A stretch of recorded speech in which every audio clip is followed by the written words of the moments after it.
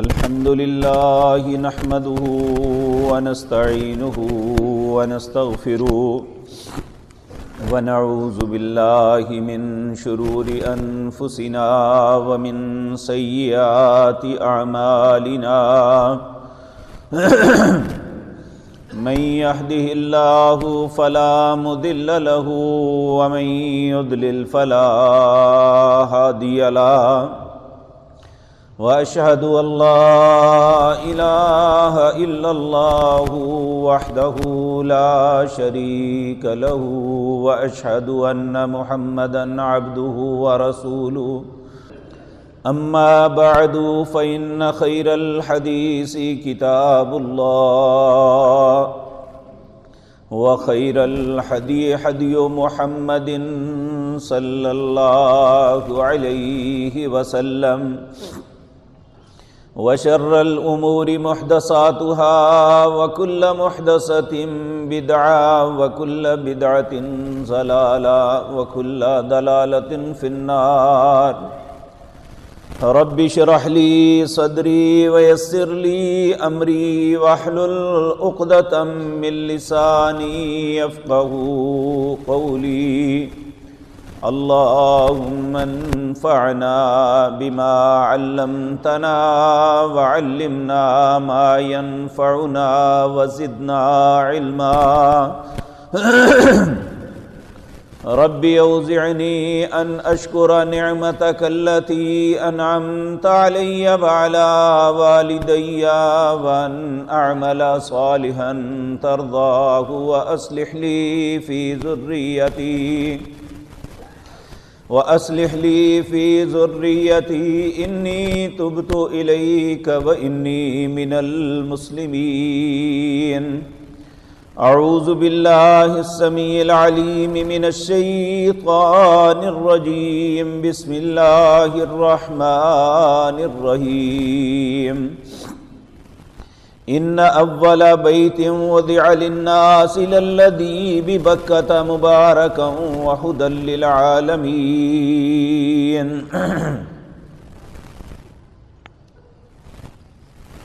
حضرات محترم، یہ ایک فطرت، قاعدہ اور قانون ہے جو کسی بھی چیز کو بنانے والا ہے اس کی مثبت اور منفی باتوں کو جتنا وہ جانتا ہے کوئی دوسرا نہیں جان سکتا۔ اس کائنات کی ہر چیز کا بنانے والا اللہ ہے اور اللہ رب العزت سے بہتر کوئی نہیں جانتا کہ کس چیز کو کس طریقے سے چلانا ہے۔ اللہ کی مخلوقات میں سب سے شرف اور عزت والی مخلوق جو ہے وہ حضرت انسان ہے۔ اگر اس انسان کی تربیت اچھی ہو، اس کا تعلق اپنے رب سے بن جائے تو یہ انسان احسنی تقویم ہے۔ تقویم کے اعتبار سے اس سے بہتر کوئی نہیں ہے۔ اس کے برعکس اگر اسی انسان کی تربیت میں کوتاہی ہو جائے، اس کا تعلق اپنے رب سے ٹوٹ جائے، تو یہی انسان جو پہلے احسنی تقویم تھا اب اسفل سافلین ہو جائے گا۔ کائنات میں اس سے بدتر پھر کوئی چیز نہیں ہے۔ تو یہ بات یاد رکھیں کہ ہماری انسانیت کی معراج جو ہے وہ ہماری تربیت کے اندر ہے۔ ہماری تربیت کہاں ہوگی، کیسے ہوگی، اس کا طریقہ کار کیا ہے، اللہ رب العزت نے ہر چیز کو اپنی کتابوں کے اندر واضح فرما دیا ہے۔ ہر انسان یہ بات جانتا ہے کہ میرے اور آپ کے بابا سیدنا آدم علیہ السلام کو جب اللہ نے بنایا تھا اسی وقت دنیا میں نہیں بھیجا تھا۔ اللہ رب العزت نے انہیں اور ان کی بیوی دونوں کو کہا تھا تم اور تمہاری بیوی جنت میں چلے جاؤ، فَكُلَا مِنْهَا رَغَدًا حَيْثُ شِئْتُمَا، کھاؤ پیو رہو سہو جو تمہارے من میں آتا ہے کرو، وَلَا تَقْرَبَا هَذِهِ الشَّجَرَةَ، ایک میری نصیحت ہے کہ فلاں درخت کے قریب نہیں جانا، لیکن وہی ہوا جس کا ڈر تھا، فَأَكَلَا مِنْهَا فَبَدَتْ لَهُمَا سَوْآتُهُمَا وَطَفِقَانِ عَلَيْهِمَا مِنْ وَرَقِ الْجَنَّةِ، انہوں نے شیطان کے بہکاوے میں آ کے وہ پھل کھا لیا۔ یہ وہ بات ہوئی جس سے رب ناراض ہو گیا کہ میں نے کہا تھا یہ نہیں کرنا، تم نے کیا، اور اس کا نتیجہ کیا نکلا؟ جنت سے نکال دیا گیا۔ اب دنیا میں ایک خاص مدت تک ہر انسان کے لیے قانون بنا دیا اللہ نے کہ ہر انسان نے وقت گزارنا ہے، اور جب انسان اس دنیا میں آتا ہے تو بالکل نیٹ اینڈ کلین ہوتا ہے، ذہنی طور پہ بھی جسمانی طور پہ بھی، نہ اس پہ کوئی گناہ ہوتا ہے، نہ اس کے ذہن میں کوئی زندگی گزارنے کا سکیچ ہوتا ہے۔ اب ضروری ہے کہ اسے بتایا جائے کہ تو نے کیسے زندگی گزارنی ہے۔ تو اللہ رب العزت نے آدم علیہ السلام کو یہ بات کہی کہ فَإِمَّا يَأْتِيَنَّكُم مِّنِّي هُدًى، میری طرف سے رہنمائی تمہارے پاس آئے گی، فَمَنِ اتَّبَعَ هُدَايَ، جو اس ہدایت کو، اس رہنمائی کو قبول کر لے گا، فَلَا يَضِلُّ وَلَا يَشْقَى، نہ وہ گمراہ ہوگا نہ بدبختی اس کا مقدر بنے گی۔ اب سوال یہ پیدا ہوتا ہے یہ رہنمائی کہاں ملے گی؟ جب آدم علیہ السلام دنیا میں آئے تو اللہ نے سب سے پہلے انہیں یہ نہیں کہا تھا کہ اپنے رہنے کے لیے گھر بنا لو، تمہارے دن اور رات اچھے گزر جائیں، تم اپنے کھانے پینے کے لیے ایک قطع زمین جو ہے وہاں کاشتکاری کر لو، تم ایک فیکٹری لگا کے وہاں صنعت کاری کر لو، یہ نہیں کہا تھا، بلکہ سب سے پہلا انسان کو جو حکم ہوا تھا وہ یہ تھا، ان اول بیت وضع للناس للذی ببکہ۔ آدم علیہ السلام نے آسمان پہ دیکھا تھا یہ منظر، جہاں آج بیت اللہ ہے اس کے بالکل اوپر اسی طرح کا ایک گھر ہے جسے بیت المعمور کہتے ہیں۔ نبی کریم صلی اللہ علیہ وسلم نے فرمایا اگر بیت المعمور سے ایک پتھر پھینکا جائے تو بیت اللہ کی چھت پہ آ کے گرے۔ اللہ نے اسے فرشتوں کے لیے بنایا ہے۔ نبی کریم صلی اللہ علیہ وسلم نے اس کے متعلق فرمایا اب آپ دیکھیں فرشتے جو ہیں ان کی زندگی میں یہ بات ہے ہی نہیں کہ یہ اپنی مرضی کریں، ان کا ہر کام اللہ کے حکم کے تابع ہے۔ لا یعصون اللہ ما امرہم ویفعلون ما یؤمرون، ان کی فطرت یہ ہے کہ جو اللہ حکم کرتے ہیں وہ کرتے ہیں، اللہ کے حکم کے خلاف کوئی کام کرتے ہی نہیں، لیکن اس کے باوجود انہیں بھی ضرورت پیش آئی مسجد کی، اللہ کے گھر کی، اللہ کی عبادت کے لیے جہاں انسان کا اللہ کے ساتھ تعلق قائم ہوتا ہے وہ اللہ کا گھر ہے۔ نبی صلی اللہ علیہ وسلم نے فرمایا جو شخص، جو فرشتہ ایک مرتبہ بیت المعمور کا طواف کر لیتا ہے پھر قیامت تک اس کی دوبارہ باری نہیں آتی کہ وہ دوبارہ آ کے اس کا طواف کر سکے، اتنی اللہ کی مخلوق ہے۔ اور یہاں یہ بات سمجھ آئی فرشتہ کیوں نہ ہو، اگر اس کا تعلق بھی اللہ کے گھر سے ٹوٹ جائے تو اللہ سے تعلق ٹوٹ جاتا ہے۔ اسی طرح دنیا کے اندر بھی اللہ نے سب سے پہلی چیز جس کی تعمیر کروائی تھی اور اپنے بندے سیدنا آدم علیہ السلام کے ہاتھ سے کروائی تھی وہ بیت اللہ تھا۔ ان اول بیت وضع للناس، اللہ کہتے ہیں سب سے پہلا گھر جو میں نے بنوایا اور اسے لوگوں کے لیے وضع کیا تھا، للذی ببکۃ مبارک، وہ مکے کے اندر بڑا ہی بابرکت گھر ہے۔ کیوں بنایا؟ ھدی للعالمین، انسانوں کو ہدایت یہاں ملے گی، انسان کی رہنمائی یہاں ہوگی، اس کی زندگی تبدیل یہاں ہوگی، اسے طہارت، پاکیزگی اور اللہ کا قرب یہاں ملے گا، اسے زندگی کا سکیچ یہاں سے ملے گا۔ تو میرے عزیز بھائیوں، یہ سب کچھ میں اس لیے عرض کرنے لگا ہوں، آج ہم مسلمان ہیں، اس کے باوجود ہم میں سے اکثر و بیشتر لوگوں کا تعلق اللہ کے اس گھر سے کٹ چکا ہے۔ اور آپ دیکھ لیں، اندازہ کر لیں، اس بات کا تجربہ کر لیں، جس شخص کا بھی اللہ کے گھر کے ساتھ تعلق ٹوٹ جاتا ہے، یقینی بات ہے اس کا رب کے ساتھ تعلق ٹوٹ جاتا ہے۔ یہی وہ جگہ ہے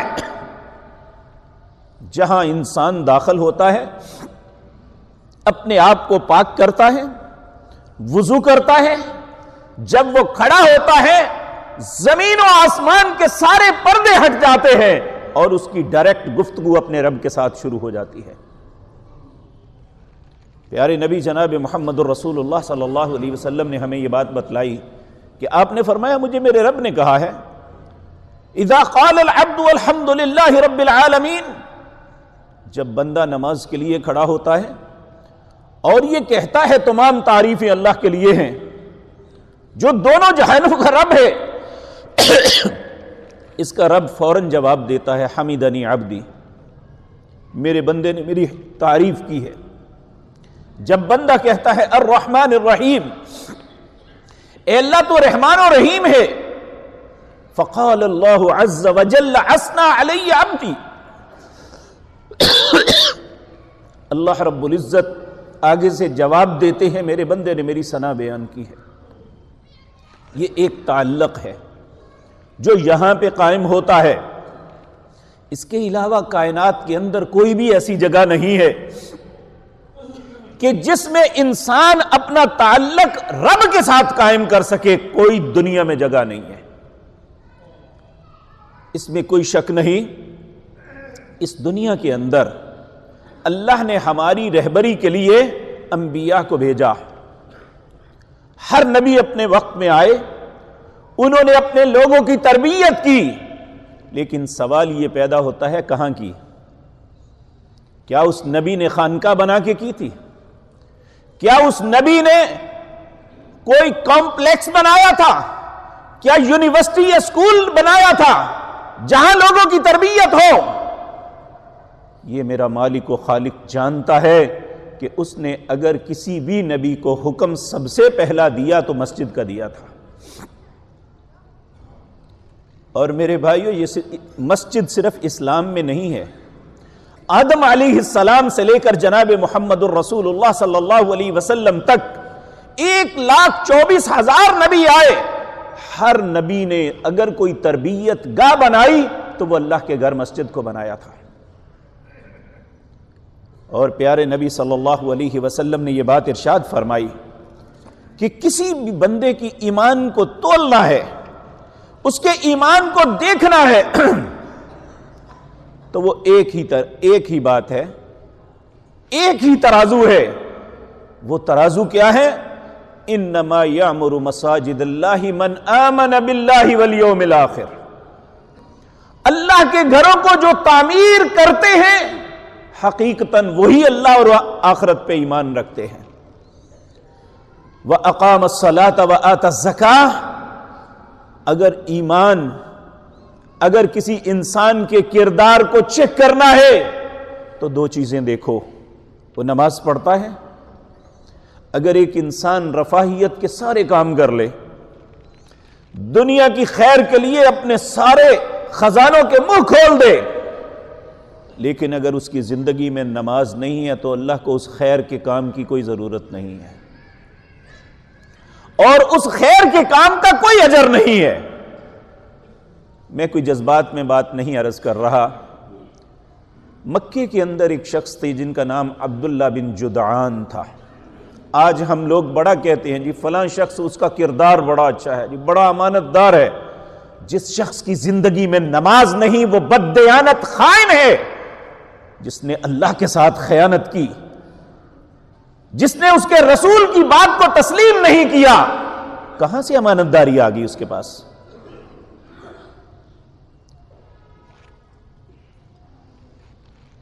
پیارے نبی جناب محمد الرسول اللہ صلی اللہ علیہ وسلم نے ارشاد فرمایا، ترمذی کے اندر روایت ہے، حضرت ابو سعید خدری رضی اللہ تعالی عنہ اس حدیث کو روایت کرتے ہیں، کہتے ہیں قال رسول اللہ صلی اللہ علیہ وسلم، رسول اللہ صلی اللہ علیہ وسلم نے ارشاد فرمایا، اذا رأیتم الرجل یتعاد المسجد فاشہدوا لہ بالایمان، جب تم کسی شخص کو دیکھو نا کہ اس کا آنا جانا مسجد میں ہے، وہ نماز کی ادائیگی کے لیے اللہ کے گھر میں آتا جاتا ہے، تم اس کے ایمان کی شہادت دے دو، بے شک تم اسے جانتے بھی نہیں ہو۔ جو شخص اللہ کے گھر میں نہیں آتا، نماز کو ادا نہیں کرتا، صحابہ کرام رضوان اللہ علیہم اجمعین کہتے تھے ہم اسے منافق سمجھتے تھے، بے شک وہ گھر بھی پڑھتا ہو۔ تو ایمان اس کا ظاہراً قبول کیا جائے گا جس کا تعلق اللہ کے گھر کے ساتھ ہوگا۔ اور دیکھیں عجیب بات یہ ہے کہ اللہ رب العزت نے اس زمین کے اندر بے شمار جگہیں ہیں، بازار ہیں، دکانیں ہیں، فیکٹریاں ہیں، خوبصورت زرخیز زمینیں ہیں، پہاڑوں کی وادیاں ہیں، رنگا رنگ پھول ہیں، اور بڑے خوبصورت رستے ہیں، ساری چیزیں اپنی جگہ ہوں گی۔ نبی مکرم صلی اللہ علیہ وسلم نے فرمایا احب البلاد الی اللہ مساجدہا، جتنے تمہارے شہر ہیں، تمہارے شہر میں جتنی خوبصورتیاں ہیں، اللہ کو سب سے خوبصورت اگر کوئی جگہ لگتی ہے تو وہ مسجد ہے۔ میرے بھائیوں، کبھی ذہن میں یہ نہ سوچنا کہ آج میں نے کوئی مسجد کے لیے چندہ مانگنا ہے۔ میں صرف عرض یہ کرنی چاہتا ہوں، آج اس اللہ کے گھر کے ساتھ دوری اس نے ہمیں ہماری تربیت کے معاملے میں یہ کر دیا، آپ کسی بھی خوشی یا غمی کی مجلس میں چلے جائیں، کوئی مسئلہ کر لیں، کوئی بات کر لیں، بڑے بڑے لینڈ لارڈ، بڑے بڑی مناصب پہ فائز آفیسر جو پورے شہر کو، پورے ملکوں کو کنٹرول کرتے ہیں، اور بڑی بڑی لمبی چوڑی فیکٹریاں چلانے والے جن کا تعلق اللہ کے گھر سے نہیں، اللہ کی قسم انہیں پتہ ہی نہیں زندگی کا معاملے کس طرح کرنے ہیں، ہم مسلمان ہونے کی حیثیت سے کیسے کریں گے؟ جب بھی بات کی جائے کہتے ہیں میں نے زندگی میں پہلی دفعہ سنا ہے۔ کیوں پہلی دفعہ سنا ہے؟ اس لیے کہ آج ہمارا تعلق اللہ کے گھر کے ساتھ ہوتا، ہماری محبتوں کا محور یہ ہوتی، تو پھر یقینی بات ہے ہم کبھی یہ بات نہ کہہ سکتے کہ ہمیں فلاں مسئلے کا پتہ نہیں ہے، کیونکہ یہ اسلام کی تربیت گاہ ہے۔ یہاں لوگوں کو ایجوکیٹ کیا جاتا ہے، لیکن یہاں میں یہ عرض کروں گا بدقسمتی سے دو لوگ ذمہ دار ہیں، ایک محراب و منبر کے جنہیں وارث اللہ نے بنایا، اور ایک ہم خود ہیں۔ محراب و منبر کے جو وارث بنے انہوں نے لوگوں کے سامنے نان ایشوز پہ باتیں کرنی شروع کر دی، لوگوں کے دل توڑنے شروع کیے، لوگوں میں نفرت پیدا کرنی شروع کی۔ ایک وہ بد نصیب لوگ ہیں جنہوں نے لوگوں کو مسجد سے دور کیا، اور دوسرے ہم خود ہیں جنہیں صرف تمنا یہ ہے کہ ہمارا بچہ دنیا میں کسی بڑے منصب پہ فائز ہو جائے، اور ہم زیادہ سے زیادہ وقت اس کی دنیاوی تعلیم پہ دیتے ہیں۔ اگر خدا نخواستہ اسے قرآن پڑھانا بھی ہے تو گھر میں قاری صاحب کو لگوا کے 15 منٹ وہ پڑھا کے سمجھتے ہیں ہم نے دین کا حق ادا کر دیا۔ یاد رکھیں وہ پڑھا ہوا قرآن بھی کسی فائدے نہیں آئے گا جب تک ہم اپنے بچوں کو اللہ کے گھر کے ساتھ تعلق نہ پیدا کریں۔ میرے بھائیوں، مسجد کے ساتھ تعلق کا کیا فائدہ ہوگا؟ نبی مکرم جناب محمد الرسول اللہ صلی اللہ علیہ وسلم نے ارشاد فرمایا، اللہ اکبر۔ حضرت ابو ہریرہ اس حدیث کے راوی ہیں، صحیح بخاری کے اندر یہ روایت ہے، نبی کریم صلی اللہ علیہ وسلم نے فرمایا، سبعۃ، 7 لوگ ہیں، یذلہم اللہ فی ظلہ، جنہیں اللہ اپنا سایہ نصیب فرمائیں گے، یوم لا ظل الا ظلہ، جب اللہ کے سائے کے علاوہ یا اللہ کے عرش کے سائے کے علاوہ کوئی سایہ نہیں ہوگا۔ ان 7 بندوں میں ایک وہ ہے، وَرَجُلٌ قَلْبُهُ مُعَلَّقٌ فِي الْمَسَاجِدِ، وہ شخص جس کا دل معلق لٹکا رہتا ہے مسجدوں کے ساتھ۔ کیا مطلب؟ ایک نماز پڑھی ہے، دل میں بس چاہت ہے کس وقت دوسری کا وقت آئے تو میں اللہ کے گھر میں چلا جاؤں۔ اس کا دل ہر وقت یہی چاہتا ہے، اپنے کام کرتے ہوئے بھی یہی خیال ہے، بار بار گھڑی پہ اس کی نظر جاتی ہے کہ اذان تو نہیں ہوگی، ظہر پڑھ کے آیا ہوں عصر کا وقت تو نہیں ہو گیا، عصر پڑھ کے آیا ہوں مغرب کا وقت تو نہیں ہو گیا۔ میرے بھائیوں، کتنے ہم مسلمانوں میں لوگ ہیں جن کا دل جو ہے مسجد کے ساتھ معلق ہوا ہے؟ کتنے لوگ ہیں جن کو 5 وقت یہ نصیب ہے کہ وہ اللہ کے گھر میں تشریف لائیں؟ اور یاد رکھیں یہی وہ جگہ ہے، نبی مکرم جناب محمد الرسول اللہ صلی اللہ علیہ وسلم نے ارشاد فرمایا، من توضأ فی بیتہ، جو شخص اپنے گھر میں وضو کرتا ہے، فاحسن الوضوء، اور وہ اچھا وضو کرتا ہے، ثم اتى المسجد، پھر وہ مسجد کی طرف آتا ہے، فهو زائر اللہ، وہ سن لے وہ تو اللہ کا مہمان ہے جو اللہ کے گھر میں مہمانی کے لیے آ رہا ہے۔ اور پھر آپ نے فرمایا، وَحَقٌّ عَلَى الْمَوْزُورِ أَن يُكْرِمَ الزَّائِرَ، پھر اللہ پہ یہ حق واجب ہو جاتا ہے کہ وہ اپنے آنے والے مہمان کی عزت کرے۔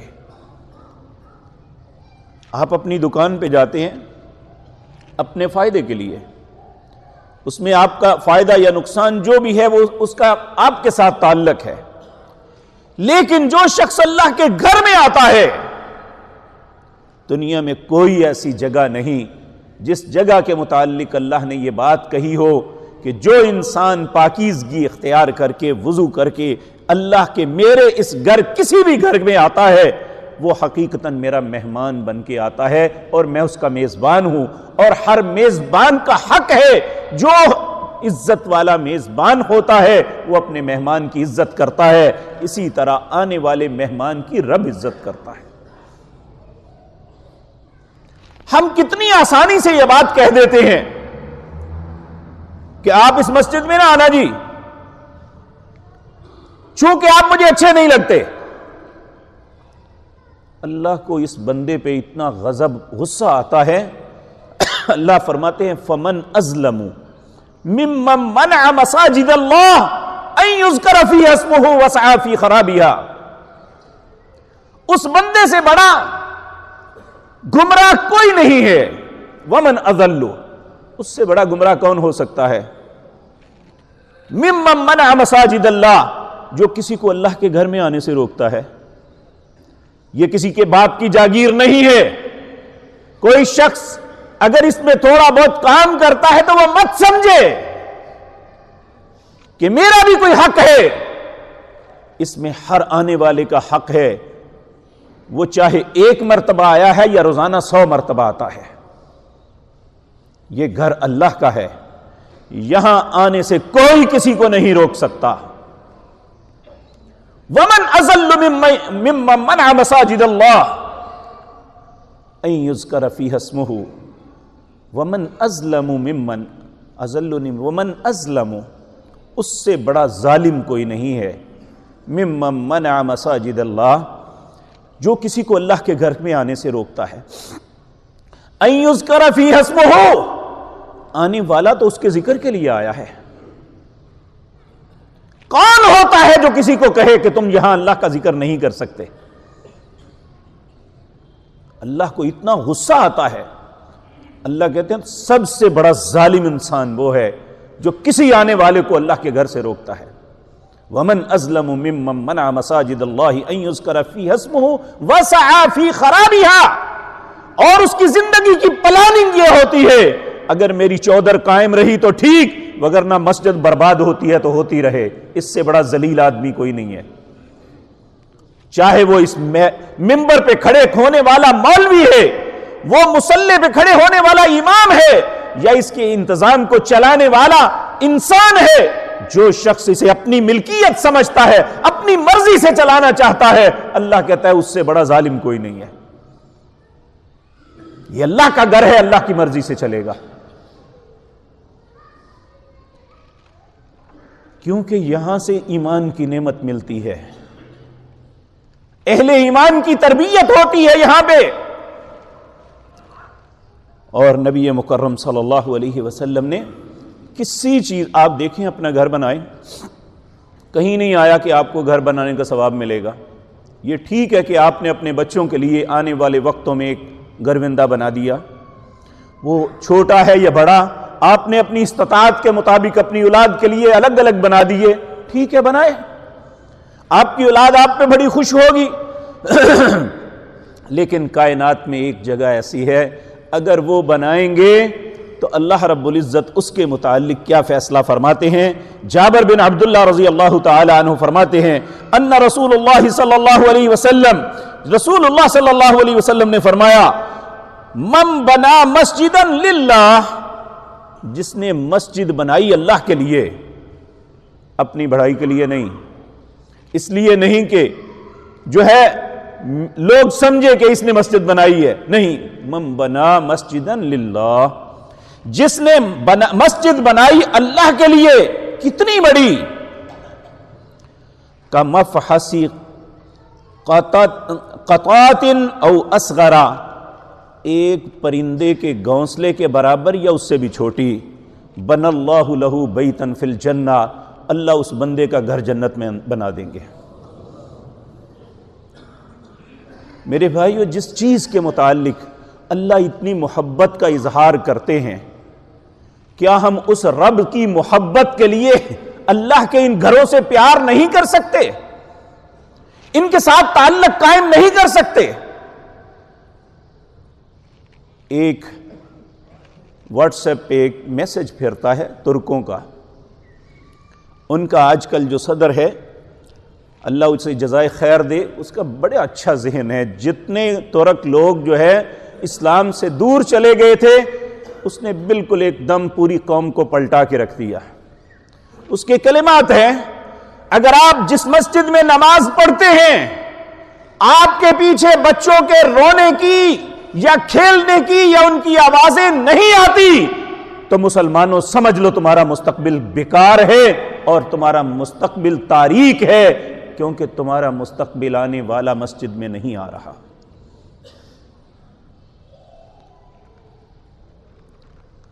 اگر مسجد کے اندر دیکھیں، ایک بڑا خوبصورت ظہر کی نماز ہوئی، اور جب نماز پڑھ کے لوگ نکل رہے ہیں، 95% اسکولوں کے بچے جنہوں نے بستے ڈالے ہوئے ہیں نماز پڑھ کے واپس جا رہے ہیں۔ میں یہ بات افسوس کے ساتھ کہنے لگا ہوں، یہ اعجاز الحق جو ضیاء الحق کا بیٹا ہے، انہوں نے اپنی ایک تقریر میں کہیں میں نے وہ کلپ چھوٹا سا دیکھا، کہنے لگے ایک عرب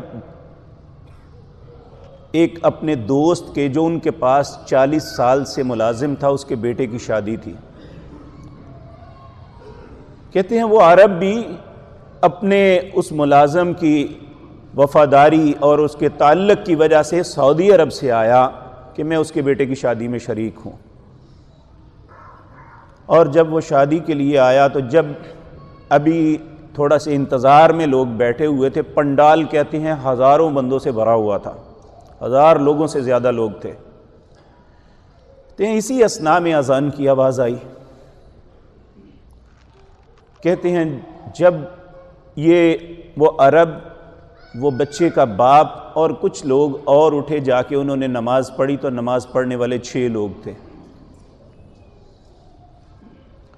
جب یہ واپس آئے تو وہ عرب ایسے تھا کہ جیسے اس کو کسی نے بڑا سخت اذیت اور کرب دیا ہوا ہے، وہ کسی سے بات نہیں کرنا چاہ رہا تھا، تو وہ کہتا تھا مجھے جانے دو، اب میں نہیں یہاں ٹھہر سکتا۔ وہ کہنے لگا ہوا کیا، آپ کیوں ایک دم اتنا ناراض ہو گئے؟ انہوں نے کہا تم ہمیشہ کہتے ہو یہ کلمہ طیبہ کے نام پہ ملک بنا ہے، مدینے کی ریاست کے بعد یہی ایک ریاست ہے جو عقیدے کی بنیاد پہ بنی تھی، اور ہزاروں لوگ پنڈال میں موجود ہیں تو صرف 6 لوگ اللہ کے گھر میں گئے ہیں، یہ شرم سے مر کیوں نہیں گئے؟ جبکہ جس شخص کے کان میں اذان کی آواز پڑتی ہے، جب مؤذن کہتا ہے حی علی الصلاۃ حی علی الفلاح، وہ اس کو قبول نہیں کرتا، وہ اپنے کاموں میں مگن رہتا ہے، تو زمین و آسمان کا مالک کہتا ہے میں نے تمہیں فلاح کی دعوت دی، میں نے کامیابی کی طرف تمہیں بلایا، تم نے اس کامیابی کو قبول نہیں کیا، جا تیرا رب تجھے پھٹکار دیتا ہے، نہ تو کس کامیابی حاصل کرے گا، نہ تجھ سے کوئی دنیا کا انسان فائدہ حاصل کر سکے گا۔ بلکہ میں اس سے بڑھ کے بات کرتا ہوں، آپ میں سے اکثر لوگ حج اور عمرے کے لیے جاتے ہیں، بیت اللہ میں تو شاید سارے ہی نماز پڑھنے جاتے ہوں، لیکن جب جاتے یا آتے سفر شروع ہوتا ہے تو گھر سے نکلنے سے لے کر بیت اللہ جانے تک 1 2 4 نمازیں آ جائیں، یہ حج اور عمرہ کرنے والے شخص کو اتنا احساس نہیں ہوتا کہ یہ نمازیں اب بھی مجھ پہ فرض ہیں۔ تو میرے بھائی یہ سب کچھ کیسے پتہ چلے گا؟ اس کی تربیت کیسے ہوگی؟ کیسے ہی عادت پڑے گی؟ ایک عرب عالم دین نے تربیت اولاد پہ ایک پمفلٹ لکھا، ہمارے پاس ایک استاد ہیں، انہوں نے اس کا اردو ترجمہ کیا، ہم نے وہ چھپوایا بھی تھا، کئی دفعہ تقسیم کیا۔ اس میں ایک کلمہ بڑا خوبصورت لکھا ہوا ہے، کہتا ہے نبی کریم صلی اللہ علیہ وسلم نے ہر انسان، ہر مسلمان کو ایک ایسا پروسیس دیا ہے کہ جس سے اس کی اولاد کی لازم تربیت ہو جاتی ہے۔ کہا جب بچہ 7 سال کا ہوتا ہے اس وقت بچے کی شدید خواہش ہوتی ہے میرے بابا مجھے باہر لے کے جائیں، تو نبی کریم صلی اللہ علیہ وسلم نے فرمایا جب 7 سال کا بچہ ہو جائے تو تم اسے نماز کے لیے لے کے جاؤ۔ اگر ایک باپ 7 سال سے لے کر 10 سال تک جب تک اس پہ نماز فرض نہیں ہوئی، یہ 4 سال اس کی نمازیں پڑھوا دیتا ہے تو 5640 نمازیں اسے پڑھوائے گا، اور اگر کسی بچے کو 5640 مرتبہ اللہ کے گھر میں لا کے نماز کی تربیت دے دی جائے تو کیا وہ پوری زندگی نماز کو چھوڑے گا؟ اس کے مجرم ہم ہیں۔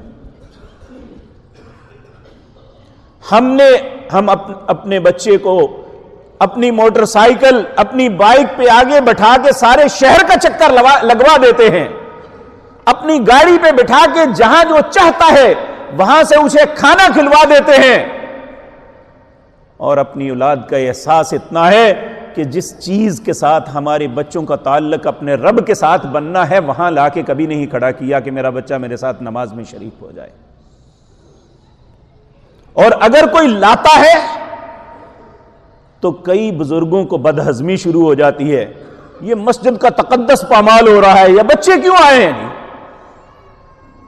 اگر حرم کے صحن میں بچے فٹ بال بھی کھیلیں تو کوئی منع نہ کرے، حرم کا تقدس پامال نہیں ہوتا تو ہماری مسجدوں میں کون سا تقدس گھس آیا ہے جو بچوں کے تھوڑی سی آواز نکالنے سے پامال ہو جائے گا؟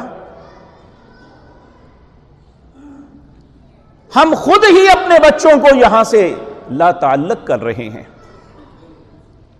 تو میرے عزیز بھائیو، نبی مکرم جناب محمد الرسول اللہ صلی اللہ علیہ وسلم آپ کا ارشاد ہے، اللہ اکبر، آپ نے فرمایا، حضرت بریدہ رضی اللہ تعالیٰ عنہ اس حدیث کے راوی ہیں، آپ نے فرمایا بشر المشائین فی الظلم الی المساجد بالنور التام یوم القیامہ۔ نبی کریم صلی اللہ علیہ وسلم نے ارشاد فرمایا، ان لوگوں کو بشارت دے دو جو دو اندھیروں کے وقت کی نماز میں مسجد میں آتے ہیں۔ وہ دو اندھیروں کی نماز کون سی ہے؟ ایک عشاء کی نماز ہے اور ایک فجر کی نماز ہے۔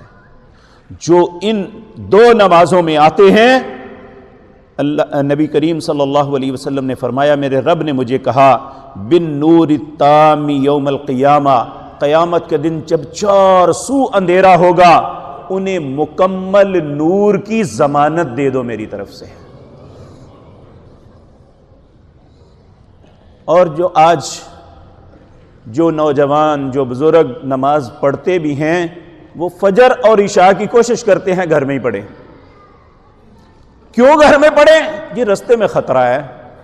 اگر ہم شادی سے رات کو 2-3 بجے واپس آئیں تو خطرہ نہیں ہے، اگر اپنے کاروباری ٹور سے رات کے 3-4 بجے واپس آئیں تو خطرہ نہیں ہے، اگر اللہ کے گھر کی طرف آ جائیں تو خطرہ ہو جاتا ہے۔ یہ شیطان نے ایسے بہکاوے ہمیں دیے ہوئے ہیں کہ ہمارا تعلق کاٹ دیا ہے۔ اور خصوصاً عجیب بات میں آپ کو عرض کروں، آپ نے اپنا گھر بنانا ہو، یہ ایک کلمہ طیبہ کے نام پہ ملک بنا تھا، آپ نے اپنا گھر بنانا ہو تو صرف اپنا نقشہ جمع کروا کے گھر شروع کر دیں، کوئی قانون نہیں کو آپ کو روک سکے کہ آپ یہ گھر نہیں بنا سکتے۔ لیکن فیکٹری بنا لیں، آپ کوئی بھی کمپلیکس بنا لیں، کوئی روکنے والا نہیں ہے۔ لیکن اگر آپ اللہ کے گھر کو بنانا شروع کریں گے تو اس ملک کے پاسبان گاڑیوں پہ سوار ہو کے گرفتاری کے لیے آ جائیں گے کہ یہ کیا ظلم کرنے لگے ہو کہ مسجد بنانے لگے ہو۔ اور سال ہر سال کے کیس پڑے ہوئے ہیں کہ ہمارے یہ ذمہ دار لوگ جو کلمہ طیبہ پڑھنے والے ہیں، اپنے آپ کو مسلمان کہتے ہیں، مسلمانوں کی اولاد کہتے ہیں، اللہ کے گھروں کو بنانے میں رکاوٹ بنے ہوئے ہیں۔ کیا جواب دیں گے اپنے رب کو جا کے؟ کسی چور کے پیچھے تو اس طرح نہیں جاتے، کسی ڈکیت کے قاتل کے پیچھے تو نہیں جاتے، کسی کے جوئے کے اڈے پہ چھاپا تو اس طرح نہیں مارتے۔ اگر ایک مسجد شروع کر لے تو اسے پکڑ کے تو تھانے میں بند کر دیتے ہیں، جبکہ اللہ نے ان مسجدوں کو ایمان کی علامت قرار دیا۔ انما یعمر مساجد اللہ من آمن باللہ والیوم الآخر۔ میرے بھائیو، دنیا میں کوئی بھی ایسی جگہ نہیں ہے جہاں جانے کا آپ کو ثواب ملے سوائے اللہ کے گھر مسجد کے۔ نبی مکرم صلی اللہ علیہ وسلم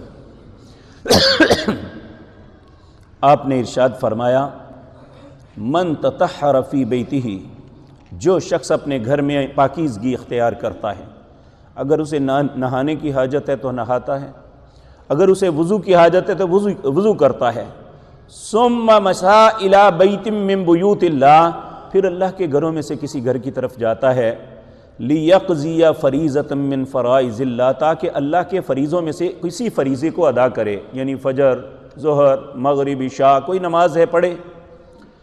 نبی کریم صلی اللہ علیہ وسلم نے فرمایا، کانت خطوتاہ احداہما تحط خطیۃ والاخری ترفع درجۃ، جب وہ ایک قدم اٹھا کے رکھتا ہے اس کے اللہ گناہ معاف کر دیتے ہیں، جب وہ اگلا قدم اٹھا کے رکھتا ہے اللہ اس کے درجات کو بلند کر دیتے ہیں۔ تو میرے بھائیو، دنیا میں کون سی جگہ ہے؟ اور پھر دیکھیں، آپ دنیا میں کسی بھی جگہ چلے جائیں، آپ کوئی ڈرامہ دیکھنے جاتے ہیں تو پیسے لگیں گے، آپ کوئی فلم پکچر دیکھتے ہیں حالانکہ اس کا گناہ ہے لیکن آپ سے پیسے لینے کے بغیر وہ نہیں آپ کو دکھائیں گے۔ اللہ حاضل قیاس کسی نمائش میں جائیں گے، وہ بھی آپ کو پیسے لے کے اندر داخلے کا ٹکٹ دیں گے۔ کتنی عجیب بات ہے کہ رب کی رضا مفت میں ملتی ہے، ہم اسے قبول کرنے کے لیے تیار نہیں ہیں۔ کبھی کسی مسجد میں داخلے کا کبھی پیسہ مانگا ہے؟ اللہ اکبر، وہ بزرگ فوت ہو گئے ہیں، یونس صاحب ان کا نام تھا، بختے والے سے وہ کونسلر ہوا کرتے تھے۔ رمضان کے دن تھے تو وہ یہاں واپس بھاگتے ہوئے آئے، بڑے مزاحیہ آدمی تھے۔ مجھے کہنے لگے جی مولوی صاحب میں نے ایک گل کرنی ہے۔ میں نے کہا جی کیا کرنی ہے بات؟ کہنے لگے لوکاں نوں سینمیا جو تکے پیندے نے منوں مسیتوں پہ آنے تے بڑا ہی مزہ آیا ہے۔ یعنی کیسی عجیب بات ہے۔ اور حقیقت بات یہ ہے کہ یہاں پہ ہم بعض اوقات دل برداشتہ ہوتے ہیں، کیونکہ بہت سے بدبخت آتے ہیں جو نمازیوں کا نقصان کرنے کے لیے آتے ہیں، ان کا جوتا لے گئے یا ان کی کسی چیز کا نقصان کر دیا، یہ ان کا نصیب ہے۔ لیکن آپ یہ بات یاد رکھیں، آپ جو اپنے رب کی رضا کے لیے آئے ہیں، آپ کی ایک ایک چیز کا آپ کو بدلہ ملے گا۔ اس پہ دل برداشتہ نہیں ہونا چاہیے کہ جوتا لے گیا، کوئی بات نہیں، پھر کیا ہوا؟ اور کتنے نقصان ہیں جو ہماری زندگی میں ہو جاتے ہیں۔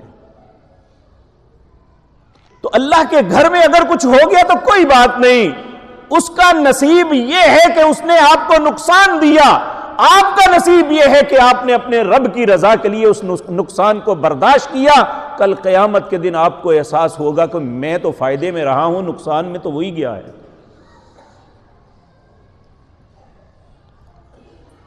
اس لیے میرے بھائیو، ان وجوہات کی بنیاد پہ اللہ کے گھروں سے محبت کو ترک نہ کریں۔ اللہ کے گھروں کے ساتھ محبت جو ہے یہ ایمان کی علامت ہے۔ پیارے نبی جناب محمد الرسول اللہ صلی اللہ علیہ وسلم نے ایک بات ارشاد فرمائی تھی جو عموماً ہم یہ کہہ کے مساجد میں آنے سے انکار کرتے ہیں۔ آپ نے فرمایا ایک وقت ایسا آئے گا جو مسجدیں زرار بن جائیں گی، یہاں سے بری آوازیں نکلیں گی، یہ قیامت کی نشانیوں میں سے نشانی ہوگی۔ تو میرے بھائیوں، آپ وہاں جائیں جہاں بری آواز نہیں نکلتی، جہاں کس کی مخالفت نہیں ہوتی، جہاں مسلمانوں کو توڑنے کی بات نہیں ہوتی، جہاں مولوی اپنے مفاد کے لیے نہیں بولتا، اور آپ ایک تھرمامیٹر ہاتھ میں لے لیں۔ صرف مسجد وہ ہے جو اس ترازو پہ پوری اترے گی جو سورۃ جن میں اللہ نے فرمایا وَأَنَّ الْمَسَاجِدَ لِلَّهِ فَلَا تَدْعُوا مَعَ اللَّهِ أَحَدًا، یہ مسجدیں اللہ کی ہیں، اس میں اللہ کے علاوہ کسی کا نام نہیں پکارا جا سکتا۔ وَإِذَا ذُكِرَ اللَّهُ وَحْدَهُ، جب اکیلے اللہ کو پکارا جاتا ہے، اشمئزت قلوب الذین لا یؤمنون بالآخرہ، جو اللہ اور آخرت پہ ایمان نہیں لاتے ان کا دل تنگ پڑ جاتا ہے۔ وَإِذَا ذُكِرَ الَّذِينَ مِن دُونِهِ إِذَا هُمْ يَسْتَبْشِرُونَ، جب غیر اللہ کے نام لیے جاتے ہیں، ان کی تعریف و توصیف کی جاتے ہیں تو بڑے خوش ہوتے ہیں، جی گل تے ہن بنی نا۔ یہ ایک تھرمامیٹر ہے جس سے آپ کسی بھی مسجد کی اچھائی اور برائی کو دیکھ سکتے ہیں۔ وَأَنَّ الْمَسَاجِدَ لِلَّهِ، یہ مسجدیں اللہ کی ہیں۔ فَلَا تَدْعُوا مَعَ اللَّهِ أَحَدًا، یہاں اللہ کے علاوہ کسی کو نہیں پکارا جا سکتا۔ اور اسی طرح پیارے نبی جناب محمد الرسول اللہ صلی اللہ علیہ وسلم نے فرمایا قیامت کے قریب ایسا وقت آئے گا مسجد صرف گزرگاہ بن جائے گی۔ سوچنے کی بات تھی گزرگاہ کیسے بنے گی؟ یقین جانیے اس وقت دیکھ کے ایسے شخص کو دل بہت کڑتا ہے کہ جب ایک بھائی جماعت کھڑی ہے سامنے دیکھ رہا ہے، وہ آتا ہے واش روم یوز کرتا ہے، پانی پیتا ہے، مسجد سے فائدہ اٹھا کے واپس نکل جاتا ہے، اور یہ سمجھتا ہے کہ اگر کوئی نصیحت کرے تو کہتے تو کون ہوتا ہے مجھے کہنے والا۔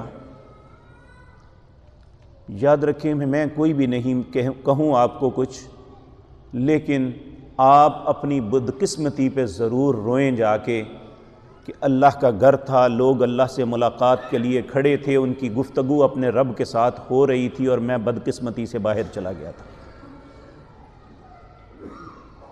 اس سے زیادہ کسی انسان کی بدقسمتی کیا ہو سکتی ہے کہ اللہ اس سے بات کرنا ہی پسند نہیں کرتے۔ تو میرے عزیز بھائیوں، یہ مساجد کیوں بنتی ہیں؟ یہاں اللہ کا ذکر کیا جائے، یہاں قرآن کی تلاوت کی جائے۔ بلکہ ایک بڑی اہم حدیث میں عرض کر کے، نبی کریم صلی اللہ علیہ وسلم نے انہی کو رفاہیت کا ادارہ بنایا تھا۔ مسجد کے اندر ہی لوگوں کی رفاہیت کے سارے کام ہوتے تھے۔ نبی صلی اللہ علیہ وسلم نے فرمایا مسجد کا ایک مقصد یہی بھی ہے، وَمَجْتَمَعَ قَوْمٌ فِي بَيْتٍ مِّن بُيُوتِ اللَّهِ، کوئی بھی قوم اللہ کے گھر میں، اللہ کے کسی بھی گھر میں جمع ہوتی ہے، ان کا مقصد کیا ہے؟ یتلون کتاب اللہ، اللہ کی کتاب کی تلاوت کرنا، وَيَتَدَارَسُونَهُ بَيْنَهُمْ، یا ایک دوسرے کو نصیحت کرنا، درس سننا، درس دینا، إِلَّا نَزَلَتْ عَلَيْهِمُ السَّكِينَةُ، اللہ ان پہ سکینت کو نازل کر دیتے ہیں، وَغَشِيَتْهُمُ الرَّحْمَةُ، اللہ کی رحمت انہیں ڈھانپ لیتی ہیں، وَحَفَّتْهُمُ الْمَلَائِكَةُ، اور فرشتے ان کے ارد گرد بیٹھ جاتے ہیں، وَذَكَرَهُمُ اللَّهُ فِي مَنْ عِنْدَهُ، اور جو بھی انسان ایسا کرتا ہے 3 انعام اللہ کی طرف سے انہیں ملتے ہیں۔ اللہ کی طرف سے سکینت نازل ہوتی ہے، اللہ کی رحمت ڈھانپ لیتی ہے، اللہ کے فرشتے اس کے ارد گرد آ کے ان کے لیے رحمت کی دعائیں مانگتے ہیں۔ اب ہماری مرضی ہے کہ ہم اس سے تعلق رکھنا ہے یا نہیں رکھنا۔ اگر رکھیں گے تو ہماری دنیا اور آخرت کی بھلائی اللہ کے گھر کے ساتھ منسلک ہے۔ میں یہ نہیں کہتا یہی ہے ہر اللہ کا گھر جہاں صرف اللہ کی عبادت ہوتی ہے، اللہ کو پکارا جاتا ہے، کوئی مولوی پیر امام اپنے مقاصد کے لیے اسے استعمال نہیں کرتا تو وہ اللہ کا گھر ہے۔ تو اللہ کے گھر میں جو بھی جائے گا وہ اسے کچھ ملے گا، اس کی تربیت ہوگی، اس کی اصلاح ہوگی۔ اللہ ہمیں اپنے گھروں کے ساتھ پیار کرنے کی توفیق عطا فرمائے۔ اقول قولی ھذا واستغفر اللہ۔